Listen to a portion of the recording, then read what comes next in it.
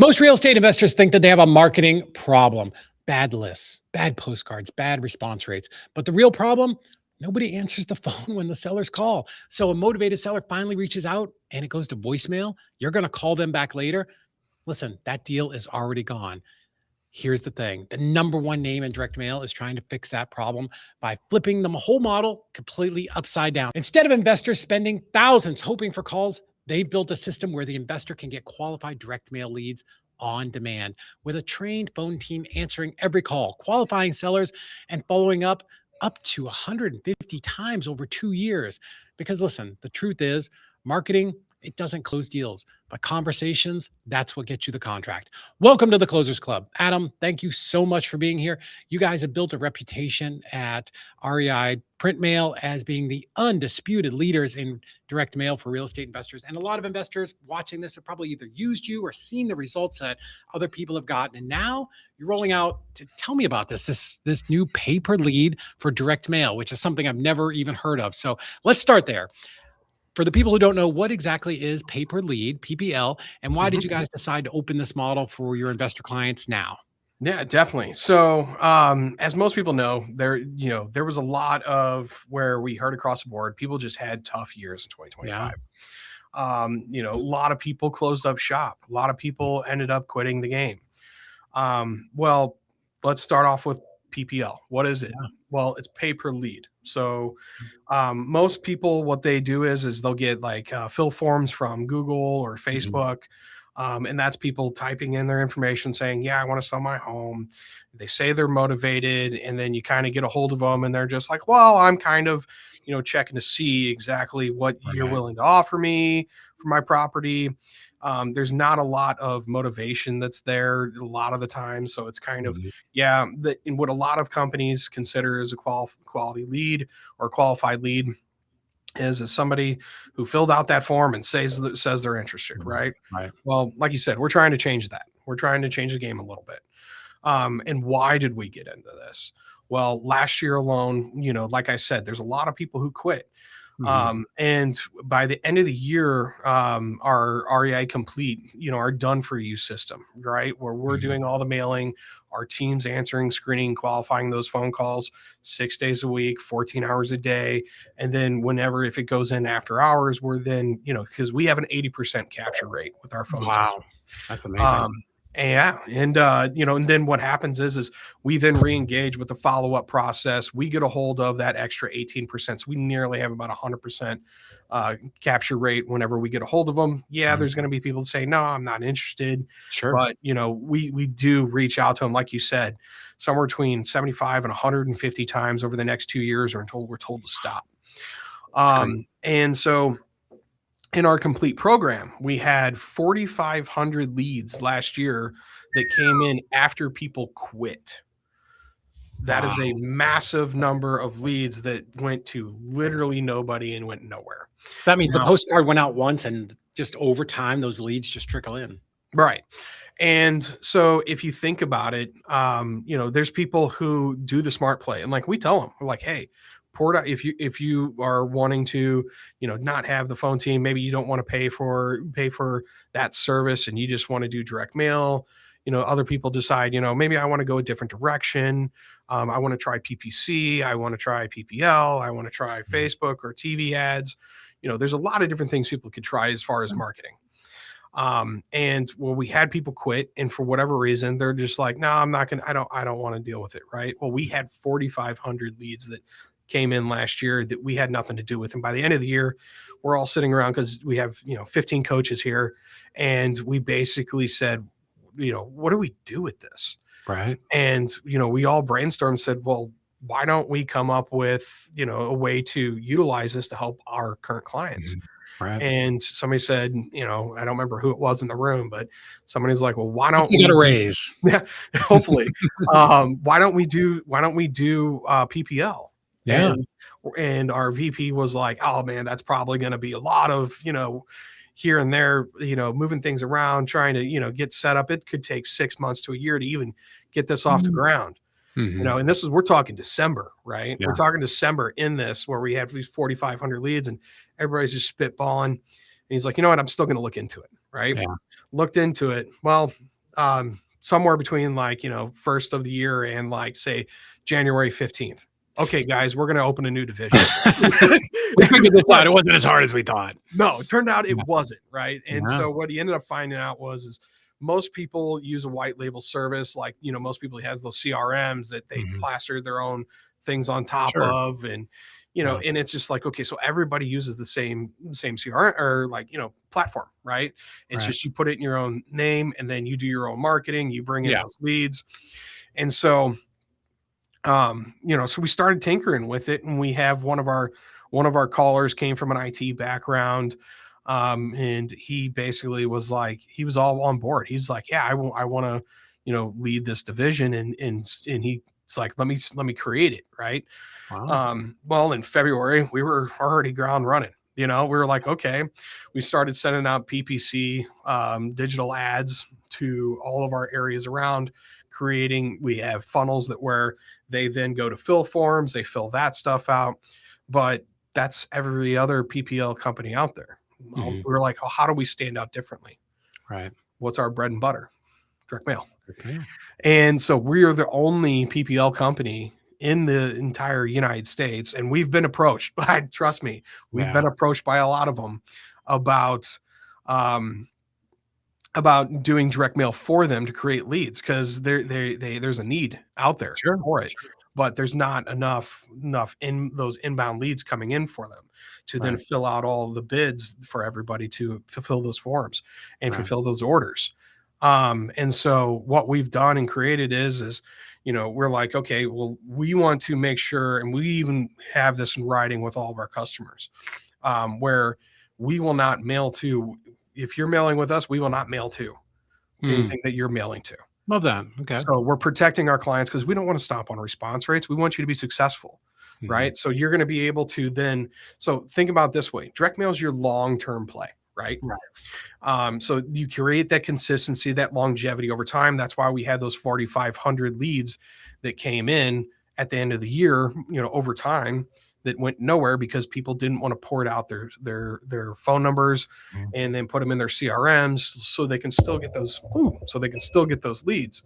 And it's bad practice in that. And so what we ended up doing is creating this.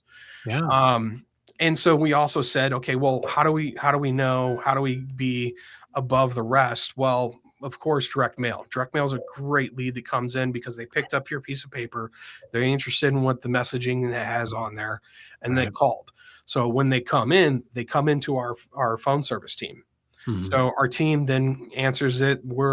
We are basically kind of the front face of it, So we have our local home solutions company that we utilize for our company to create leads for PPL, and essentially our team will then qualify them. Do you own this home? Are you interested in selling this home? Are you the decision maker? Because if you're not the decision maker, but yet you have 4 other brothers and sisters and you need to get them all in the same room, we need to know that, because we're not going to qualify you. Right. Because as you know, as a transaction coordinator, there's lots of that crap that happens. So basically, and we make sure they're not working with an agent. Oh, really? That's a great filter. Yeah. And so, and right now we're not going too in depth as in like, hey, how many beds, how many baths, how many this, how many that. No. It's all built in the list and then everything in the first place. So when you get one of our leads, you get all that information still, though, like you normally would with any other PPL company.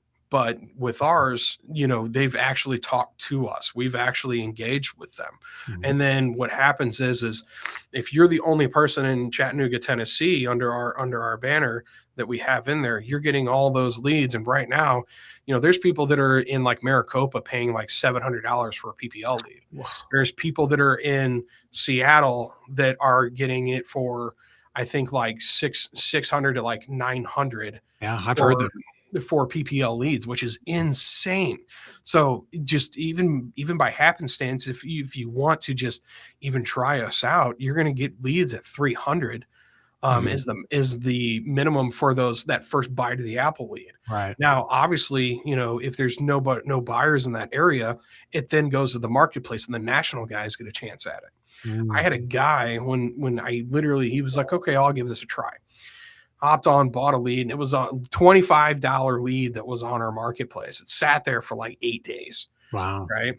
And we had no buyer in that area because we like right now we're at, I would say, about 100 investors that are in there right now, and it's growing.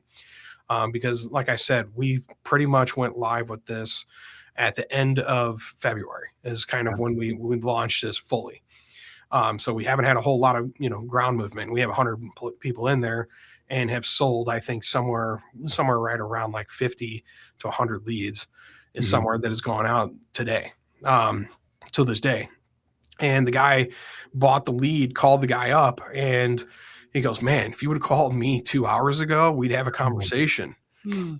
And he goes, "I just signed contract 2 hours ago. If you would have, you literally," and he's like, "Oh, really? What did you sell it for?" And he goes, "Oh man," he was looking up doing the comps, and he was like, "Oh, I would have actually paid a little more." Yeah.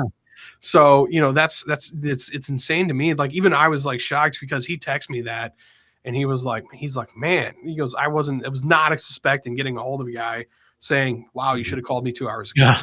Yeah. But I'll be your friend if it falls through. So a couple of things that I want to key in on. One, we've ran, God, it feels like $1 million, literally Mhm. $1 million in PPC. And you're right. Our numbers showed that 30% of those leads were trash. It's Mhm. realtors, wholesalers, and people who are just like, oh, I thought I was just going to fill out a form online and you were going to tell me how much you were going to pay. So Mhm. 30% of that money, probably $300,000, was completely wasted. Um, but what I love about what you guys do is direct mail can be so targeted, right? It can be, Right. literally it's just this area, like you said, beds, baths, like you're searching and sending out mail for the things that are the people who are most likely to sell and probably line up with what buyers in that market are looking for, right? So it's not just some generic, I could get a fire burned out house or a motel on the golf course, right? Like some Right. weird, wild range. And then the other amazing thing that you're doing is people do want like a done for you service. They don't want to have the Mhm. big teams of 40 people anymore, right? Like nobody wants that. So I think that's amazing that they can pay you to not only do the direct mail and format the postcard and do all the crazy stuff that I could never figure out with click to mail way back 25 years ago.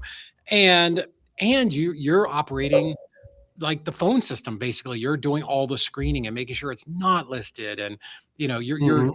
kind of weaning out all of that stuff so that when I'm getting on the phone, I'm only talking to people who want to sell, right? And Right. it's always, the speed with which you can talk to somebody is going to greatly affect the number of deals you do. And yes, exactly. And that's why it's so powerful that where literally what happens is if I'm the VA and I get off the phone conversation with the Mhm. person, right? Yeah. Immediately once they get qualified and they go into our system, you're talking within like 2 minutes. It's Wow. going into that system, and then basically that bid is being fulfilled. And then Mhm. all of a sudden you're getting email notifications saying, "Hey, David, you have a lead." Mhm. And you go in, you call them up, and you saying, "Hey, I just got your lead, and I'm interested in buying your property." And you have that conversation with Mhm. them right then and there, and it's fresh Right. on their mind. They're like, "Oh yeah, I just talked to your other guy. Yeah, Yeah. that was us." I love it. So 80% capture rate. Explain to people what that actually means because I don't think people understand how important it No, is. And when I no. ran my own team, I was like, call them back, pick up the phone. Like this has got to, it's got to happen. So the way I would say to this is our phone team. Okay, so our team is built out. We've had them for years. We're going on probably 10 plus years at this point. Wow. And we hire the ones that are already within our system that do score well on all of on our testing, and then they get to move up to different positions, right? And so there's a lot of them that you can't. They sound like they're from the Midwest. They're that good on the phone. Mhm. But when you get somebody on and they call in, so whether you're Eastern or whether you're Pacific, you're getting 6 days a week. Okay. Here's the problem with most investors. Most investors are hiring somebody to work 9 to 5s, right? Right. So 100%. that you got eight hours. Well, we're already at 14. Mhm. They're probably not working Saturdays, are they? No, no. Exactly. I could never Are get my team to work a Saturday every so often. But yeah, if somebody's like, I really needed some deals, I'm like, well, man, call people back at night and call them on the weekends. There's plenty of people, Yeah, not at their exactly. 9 to 5. And that's the thing with us. Like our teams are working those Saturdays. right? Because that's when, people are not thinking the everyday work life busy. They finally get a little bit of time to breathe, right? But that's powerful because people are going to call in. And when most investors right now, what we found out with when we don't have the call team set up on any of your marketing, you're capturing about 45% of phone calls. That means you're wasting 55% of your marketing spend right then and there. Wow. That is massive in this industry. And so the fact that mathematics plays a key factor in all of this, right? So math still works. Let's just say you have two guys that are great on the phone. Fantastic. What happens if they're both on the phone at the same time and a call comes in? What happens? So it goes into voicemail, right? What happens if somebody is calling in after hours? You're missing that lead. What happens if somebody calls on the weekend rather than 9 to 5 within your work time? You're missing out on those leads. That's why, and this is some of the best in the industry. Who Parker Stiles is, right? I know Parker very well. He's Parker uses our call team.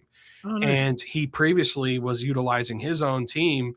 And my dad was actually the one who was like, "Hey, you give this a shot. Well, I'll give it to you for free for 2 months. Yeah. Let me put my money where my mouth is." Right.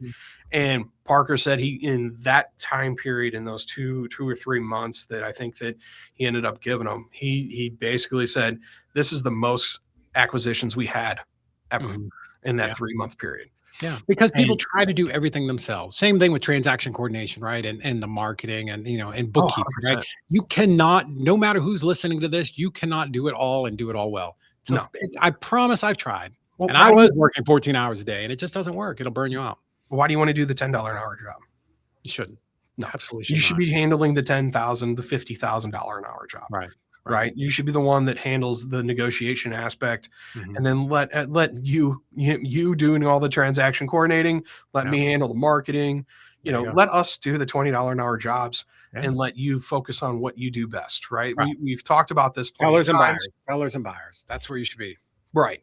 There's things that people are fantastic at. You might be, really good at pulling lists. Great. So give me a really good list. Yeah. That's fantastic. If that's something you're very analytical and that's something you like and love, do it. But if you're just like, I don't know what to pull, well, let me do it. Right.